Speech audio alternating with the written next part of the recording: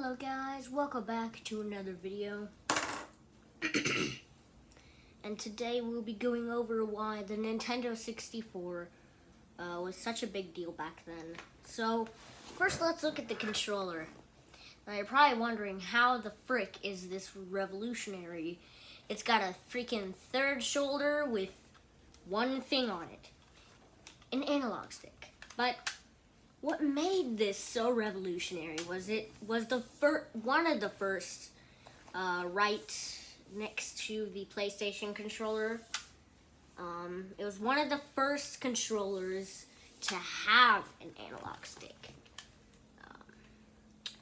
Now, the bad thing is it did not have an extra button on the analog stick if you press it hard enough, but you know, it didn't really care back then. People didn't really care. So basically, let's look at the D-pad. Yes, there are two D-pads, not just one.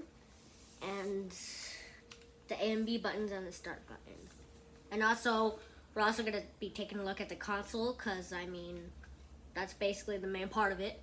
So let's get over it. So, as you can see, now I don't know what this is supposed to be, but it's something. So, and people did not know what they were, I bet. Especially the analog stick were like, an analog, what is that? Oh, you mean a D-pad? Oh, yeah, that. But no, it was an analog stick. Now, most people called it the central stick, but now it is now known as the analog stick for the Nintendo 64 controller. And yes, I do have two. Let me just get the other one. So, here's the other one. And, this one's a little transparent. And now, there aren't really good things about the Nintendo 64 controller nowadays.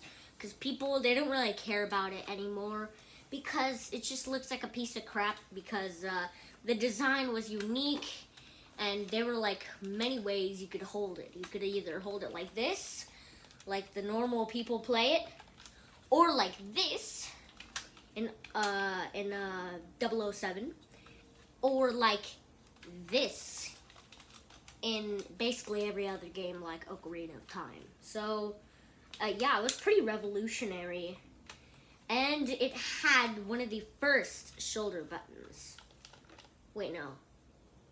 SNES was the first, I'm pretty sure.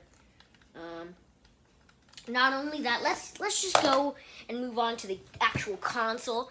Now, the good thing about this console is that it's very lightweight. So people could just basically take this anywhere. It's kind of easy to like set up and stuff like that. So, it could also be connected with 4 players, which was a really good deal back in the day, actually. And the cartridges. And back then, it was just so much easier to like take stuff out and put stuff in. You know, back then in the SNES, they had a whole button. It was much easier. Just like that. And you didn't even need a button for it. How cool is that? And there's a reset button and a bunch of cool stuff. But you know, the bad thing about it is that it can only work with an expansion pack. So that's pretty disappointing because I mean, just one thing.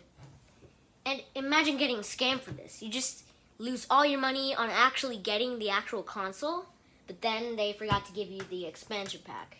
Sounds like a complete nightmare back in the day. But it was pretty revolutionary. So, this is what I actually put in. This is a Zelda Ocarina of Time.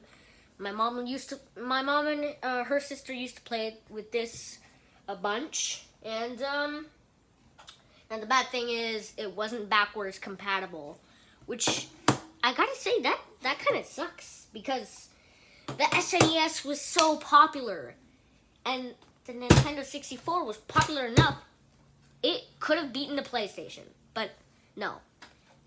The PlayStation, no match for the PlayStation.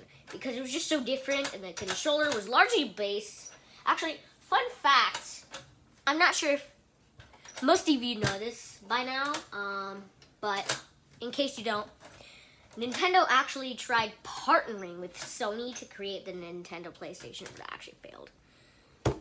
Imagine if they were still like that today. They would be creating the Nintendo PlayStation console, aka Nintendo Switch. But so it was pretty cool back then. I guess it's a good word, cool.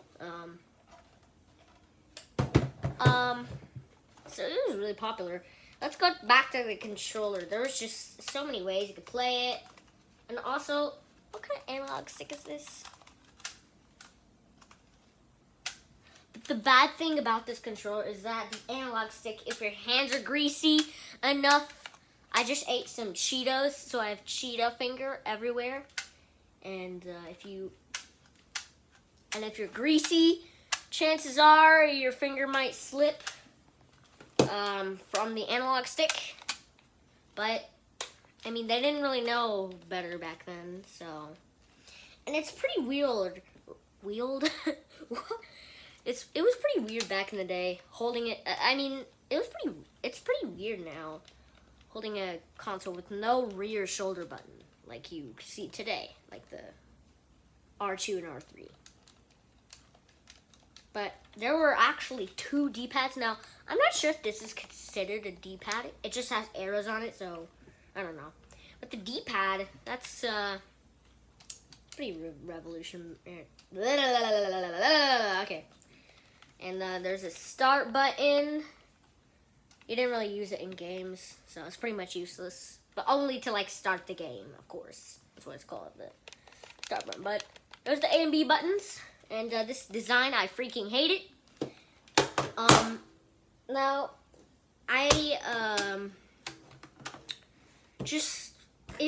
it's not that worth it. Just get a freaking SNES controller and things will be fine. But yeah. Okay, guys. That'll be it for today's video, and I hope you enjoyed it.